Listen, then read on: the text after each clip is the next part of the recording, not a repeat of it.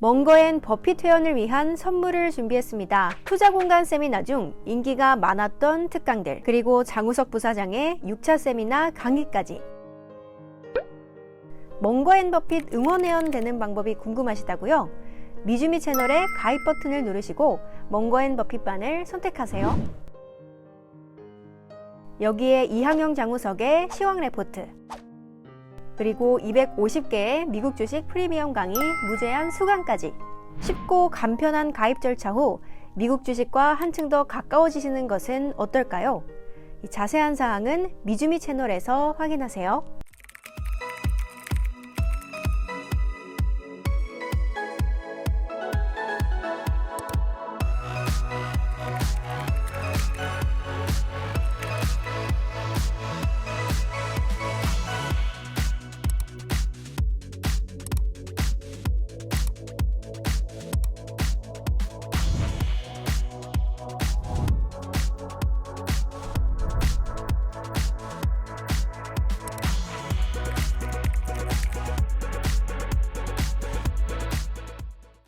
네, 월스트리트 모닝 브리핑 함께하고 있고요. 현재 시각 6시 42분 지나고 있습니다.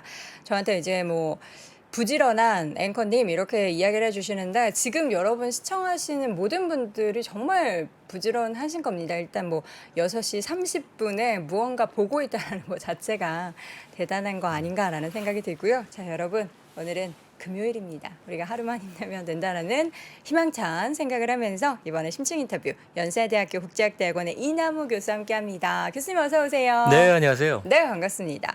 교수님, 제가 어제 이남우의 좋은 주식 연구소 유튜브, 일단 저 구독자인 거는 알고 계시죠? 네, 저도 그러세요. 감사합니다. 구독자 중 한 명인데, 어제 커뮤니티 공지에 보니까 이남우의 투자교실이라는 게 막을 열었다라고 하는데, 저는 그래서 우리 교수님이 어떤 이제 3%의 여러 가지 좋은 강의들이 있으니까 그 강의가 오픈이다나 싶었는데, 이 주옥 같은 강의를 유튜브에서 그냥 무료로 오픈을 하신다고요? 그러니까 이제 이번 가을에 두 가지 변화가 있었습니다. 네. 그래서 첫째는 이제 저희 학교가 신촌에 있는 저희 학교가 이제 개강. 대면 강의를 2년 반 만에, 그래서 학생들이 드디어. 진짜 입이 여기까지 올라와서 서로 허그하고 정말요? 너무 요즘 캠퍼스 분위기가 좋고, 다른 것은 이제 어제 처음 1교시를 열었는데 네. 24/7 항상 저희 구독자 청취자분들이 3% 우리 구독자분들도 보실 수 있게 투자 교실을 이제 정확하게 이제 얼마 동안 할지는 정하지 않았는데 네. 30주 정도. 그러니까 제가 이제 학교 수업하는 거랑 약간 그걸 이제 실전으로 제가 이제 응용해서 만들었거든요. 그래서 한 6개월 정도 생각을 하고 우리가 투자, 특히 이제 해외 투자에 제대로 하려면 어떠한 식으로 정보를 얻고 어떠한 실력을 키워야 되는지. 그래서 이제 어제는 1회여서 약간 인트로 비슷하게 우리가 투자를 잘 하려면 두 가지의 그 포커스해야 된다. 하나는 리스크. 왜냐하면 제가 항상 얘기하는 게 리스크를 우리가 이해해야 된다. 그렇죠. 두 번째는 복리의 힘을 이용해서 장기 수익률이 누적되는 그러한 회사에 포커스를 해야 된다. 네. 그래서 이제 전 세계 주요 시장, 주요 업종별로 30년 히스토리가 그 복리로 수익률이 어느 정도 나왔나. 이제 왜냐하면 항상 얘기하지만 그래도 공부 잘한 학생이 다음 시험을 중간고사를 잘 볼 가능성이 높기 때문에 네. 항상 이제 그런 것들을 우리가 어떻게 챙기냐. 그래서 이제 일주일에 한 번 찍으니까 어제 첫 1회가 올라갔고요. 2교시는 다음 주 목요일 날 7시, 그러니까 7시에 올라갑니다. 그럼 우리 연세대학교 국제학대학원의 그 수업을 저희는 유튜브에서 공짜로 이제 국제학대학원에서는 영어로 제가 하고요. 그러니까 이거는 이제 한국어로 예. 하고 있습니다. 와, 네, 네. 제가 지금 썸네일을 이렇게 보시면 되게 귀엽게 교수님이 이렇게 표현되어 저희 있는데, PD가 이렇게 만들어줬습니다. 그렇죠. 네. 이남우의 투자교실은 유튜브 컨텐츠로 약 30강이 예정되어 있다고 하고요. 일주일에 한 번씩 이남우의 좋은 주식 연구소 유튜브 채널에서 콘텐츠를 확인해 보실 수 있으니까요. 이제 어제 신규 콘텐츠 1교시가 업로드가 됐으니까 여러분도 함께 확인해 보시면 좋을 것 같습니다. 근데 저희 지금 궁금해하신 부분이 있는데, 보통 고대생은 고연전이라고 하고 연대생은 연고전이라고 하는데 어떻게 올해 가을에 열립니까? 다른 학교들은 실제 봄부터 캠퍼스를 열어서 그쵸. 아마 이번에 연고전 할 거예요. 그리고 이미 저희 학교도 보면 동아리가 요즘은 많잖아요. 네. 동아리 유치 활동이 지난주부터 엄청 활발하더라고요. 그래서 캠퍼스가 아주 에너지가 요즘 넘칩니다. 다시 네. 활기를 띨 예. 수 있는. 저는 오빠가 고대생이었어가지고 뭔 소리냐. 연고전이 항상 입에 붙었었는데 너 말 조심해라 이런 얘기를 많이 들었던 과거의 추억이 또 떠오릅니다. 자, 그럼 월스트리트 모닝 브리핑 오늘도 좀 다양한 이슈 준비해 오셨는데 어떤 이야기부터 좀 해볼까요? 그러니까 이제 제가 매달 펀드 매니저 서베이를 이제 정리해서 드리잖아요. 이제 월가의 평균적인 생각 네. 이제 그 얘기를 드리고 수요일 날 기준으로 좀 재미있는 숫자가 통계가 잡혔어요. 그래서 17, 그러니까 마이너스 17.5%, 그 다음에 다른 자산도 마이너스 17.5%. 그래서 이제 그게, 어떤 의미를 갖는지 네. 제가 이제 우리 여행카님이 혹시 이걸 들으셨는지 제가 물어보고 네. 싶고, 그 다음에 이제 시장은 하반기는 계속 좀 어려울 것 같아요.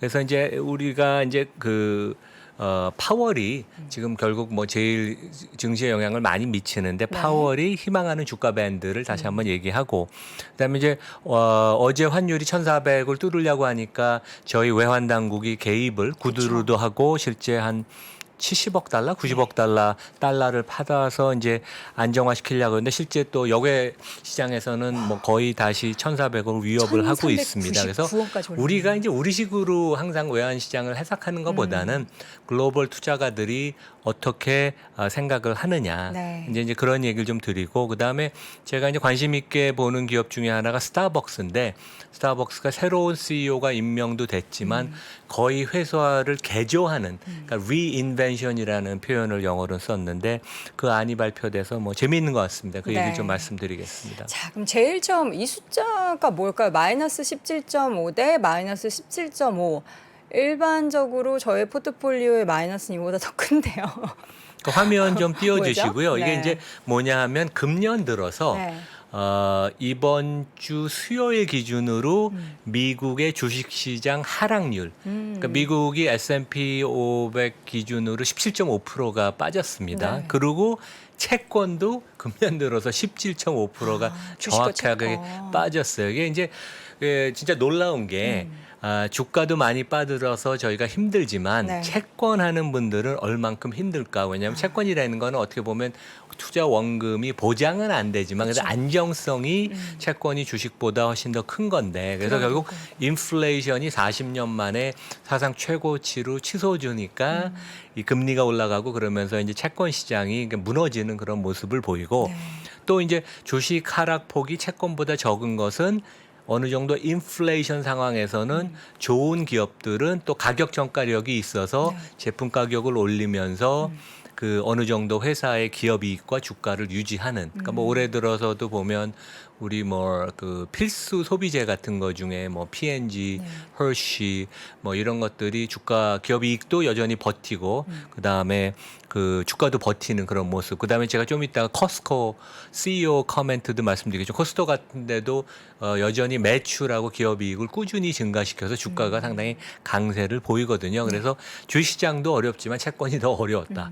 그리고 주식시장은 가격 전가력이 있는 데들은 상당히 여전히 상당히 잘 버티고 있다. 그래서 인플레이션의 해지가 완벽하지는 않지만 어느 정도는 좋은 기업은 된다. 이제 그런 말씀을 드리겠습니다. 네, 17.5가 숫자가 그런 의미를 나타내는 마이너스 17.5였다.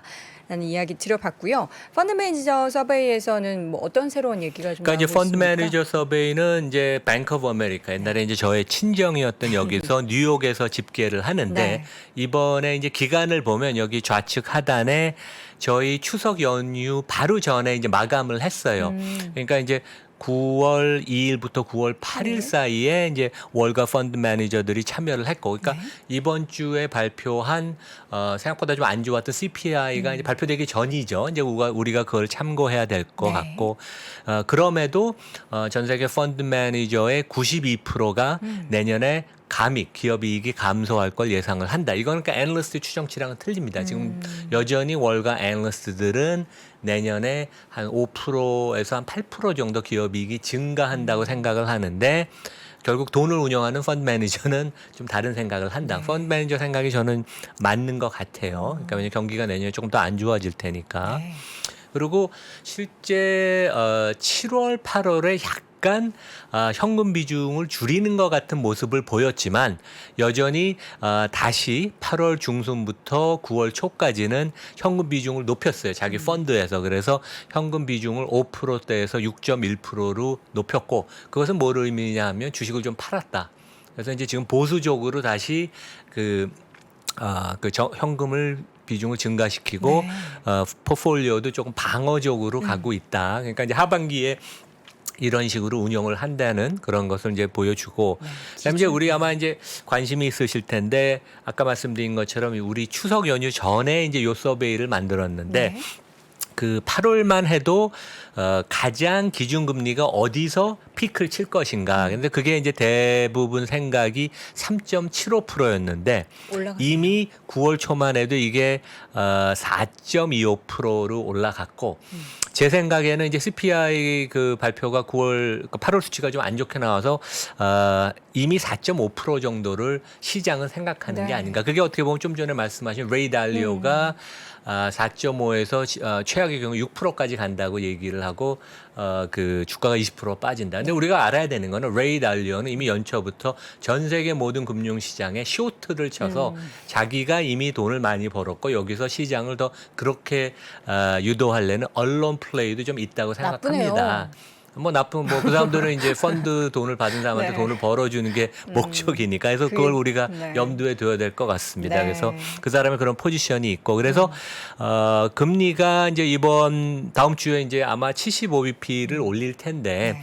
그러면 결국 궁극적으로 4.5%를 가면 그 이후로 125bp 그래서 아마 11월에 50bp를 올리고 그 이후로도 25bp를 세 차례 올리니까 내년 상반기에도 25bp를 한번 두 번은 더 올리지 않을까. 우리가 이제 이런 거를 조금 마음에 염두에 두고 좀 네. 하면 좀 그 시장을 버틸 수 있을 것 같고 결국 그 다음 페이지 보시면 언제가 그 이제 그거는 좀 전에 본 거는 이제 기준금리가 얼마만큼 수준. 올리느냐 수준이고 이것은 다음 그림은 언제까지 시기의 문제인데 내년 2분기가 아마 이제 마지막 금리 인상의 그 시기가 되지 않을까 이제 그렇게 대부분 생각합니다. 그래서 4.5%까지 기준금리가 갈 수 있다. 네. 그리고 금리 인상의 사이클은 뭐 내년 뭐 여름 한 2분기까지 그러니까 우리가 좀 보수적으로 항상 좀 임하는 게 좋으니까 네. 그렇게 우리가 좀 생각을 하면 오히려 좀 마음이 더 편해질 수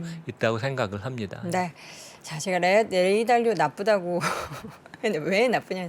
주식 들고 있는 저희 입장에서는 자꾸 이제 하락을 얘기하는 게 괜히 밉죠. 근데 이제 뭐 헤지 펀드의 제일 대가니까 주가가 올라가든 하락하든 그 사람은 절대 수익률을 달성하는 게 그쵸. 자기의 목표니까 뭐 우리가 근데 그걸 알고선 그분의 커멘트를 이제 들으면 될 것 같습니다. 네, 알겠습니다.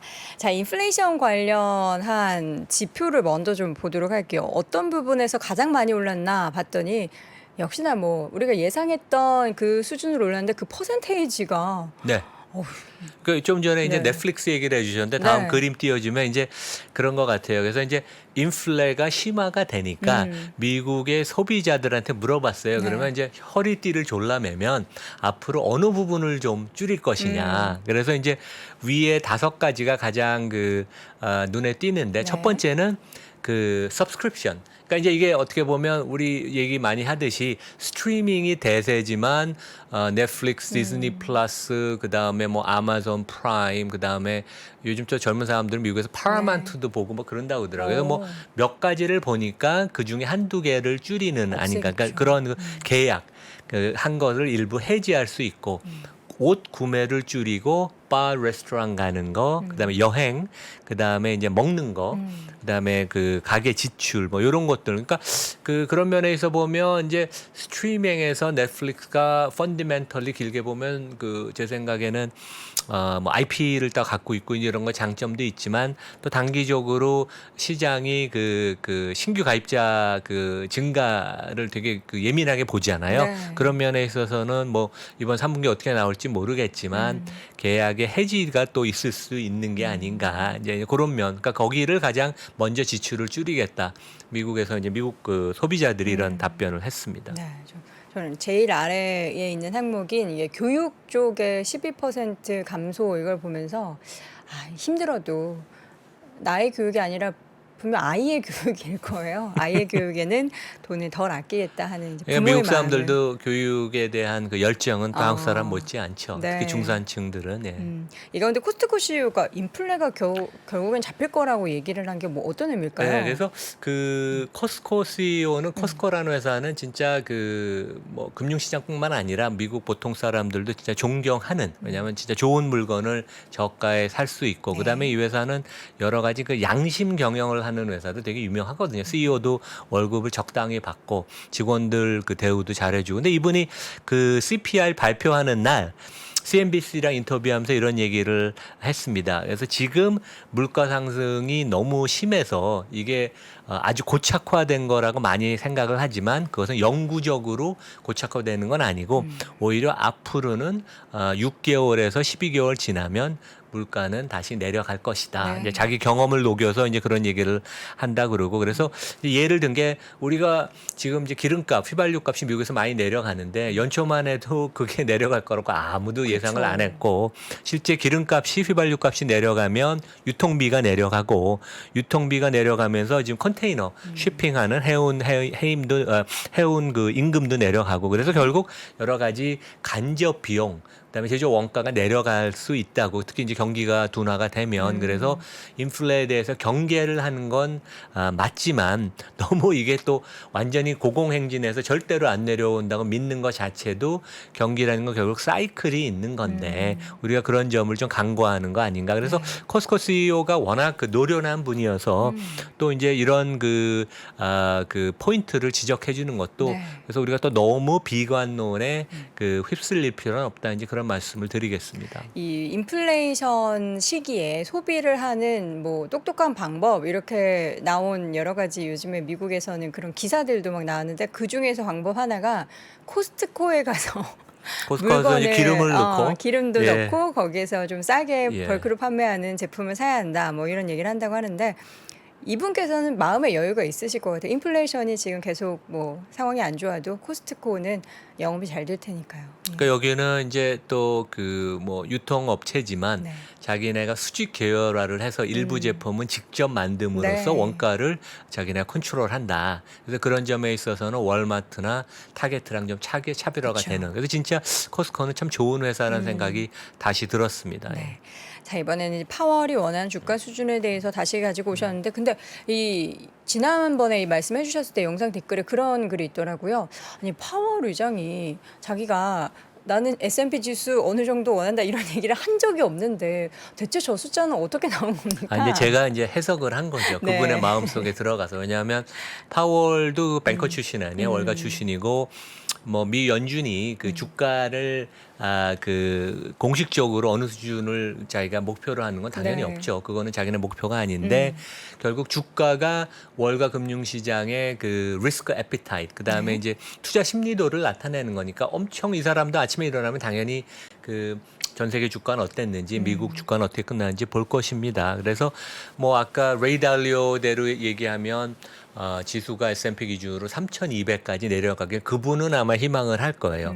그래서 그분은 3,400, 3,300에서 숏 커버링을 하겠죠. 네. 하지만 파월은 통화 정책의 무기를 갖고 있기 때문에 너무 주가가 많이 올라가는 것은 제가 좋아하지 않을 거라고 얘기를 했지만, 그렇다고 주가가 3,500 이하로 떨어지면 금융시장에 패닉이 되면서 진짜 경기 침체가 심각한 문제로 대두될 거예요. 그래서 아마 올 하반기는 이분이 생각하는 마음을 제가 들어가서 이렇게 짐작을 해보면 3,600에서 4,000. 그게 이제 퍼 기준으로 15배에서 한 17배입니다. 근데 이제 이게 17배를 넘으면 안 되는 게 앞으로 인플레가 어느 정도 높고 금리가 높은 상황에서 주가 밸류에이션이 과거같이 높을 수는 절대로 없습니다. 그러면 우리가 주가가 여기서 많이 올라가는 거 어렵고, 그다음에 하방 경직성은 파웰이 좀 막아줄 것이다. 이제 그렇게 생각하면 될 것 같습니다. 그래서 길게 투자를 한다고 보면 조금 주가들이 많이 빠지면 이런데 이제 그런 펀더멘털 좋은 주식을 살 수 있는 기회가 되죠. 예. 그러니까 우리가 지금 문제가 되는 게 이제 달러입니다. 달러가 너무 강세가 되고 이 가운데 우리나라는 너무 이제 원화 약세가 나타나고 있는데 어제 이제 말씀해 주신 것처럼 외환 당국의 개입이 구두 개입이 있었고 달러를 파는 그런 움직임들이 있었지만 여전히 이 가파르게 올라가는 달러 환율을 잡지는 못하고 있는 것 같아요. 그러니까 지금 경제신문 일면을 보면 1350에서 한번 개입을 했고 어제는 구두로도 개입을 하고 네. 그다음에 외환당국이 그다음에 부총리도 국회에서 발언을 했고 실제 달러를 팔면서 개입을 했는데 네. 재미있는 게 어제 저녁에 그 외국증권사 리셉션이 그 신라호텔에서 제가 잠깐 갔었어요. 근데 오. 제 옆에 거기 그 일본 대표가 있어서 네. 이제 우리보다 외환 지금 환율이 더 그 엔화가 더 약세 아니에요. 그래서 일본 사람은 어떻게 견뎌내냐 제가 물어봤더니 일본 사람들이 우리가 워낙 잘 참으니까 지금은 참고 있지만 한국하고 틀린 게 한국은 그래도 임금이 올라가지 않느냐. 근데 일본은 20년 동안 임금이 하나도 안 올라가서 지금 이제 그 생필품 가격, 그러니까 과자 가격이 최근에 많이 올라가고 국내에서도 얘기 나오잖아요. 그래서 뭐 저 초코파이도 값이 뭐 10몇 프로 올라오는데 일본에서 이런 과자 그 먹는 것들의 그 가격이 10% 이상 오름으로써 소비자들의 고통이 이제 진짜 시작이 돼서 얼만큼 엔화 약세 어제 144를 그 돌파를 했는데 달러 대비 그다음에 중국 위안화는 7을 어제 돌파를 했죠. 그래서 상당히 심각한 문제인데 일단 방향성은 당분간은 하여간 원달러가 고공행진을 할 것 같고 그다음에 이제 국내에서는 여러 가지 얘기가 있지만 네. 밖에서는 이제 이런 생각을 해요. 조금 우리나라 통화 당국이 이건 이제 얼마 전에 금리 올릴 때 했던 얘기인데 하는 총재가 이거는 한국의 문제가 아니라 달러 강세여서 우리가 뭐 어떻게 할 수 있는 게 없다. 약간 좀 안일한 그런 커멘트도 있었고 밖에서는 이제 이런 생각을 해요. 이건 이제 뭐 채권 전문가들 외국에 있는 외국 사람들 얘기를 제가 이제 직접 그 뭐 얘기하면서 좀 들었는데 네.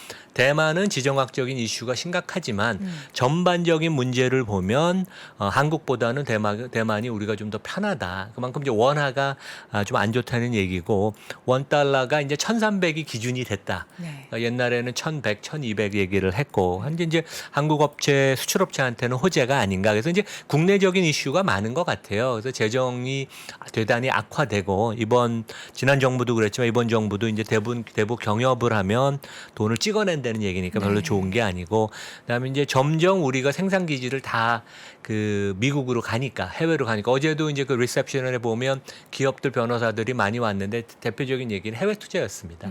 그러니까 이제 그런 트렌드를 보면 우리가 달러를 얼만큼 가득을 국내에서 할 수 있느냐 이제 이런 것들이 다 단기적인 문제, 장기적인 문제가 결합이 돼서 그래서 우리가 좀 너무 안일하게 정부나 이 통화 당국이 좀 이런 그 생각하는 것은 좀 문제가 있는 것 같아요. 그래서 이게 현실이고 한국 밖에서는 상당히 좀 안 좋게 본다. 이제 그런 말씀을 드리겠습니다.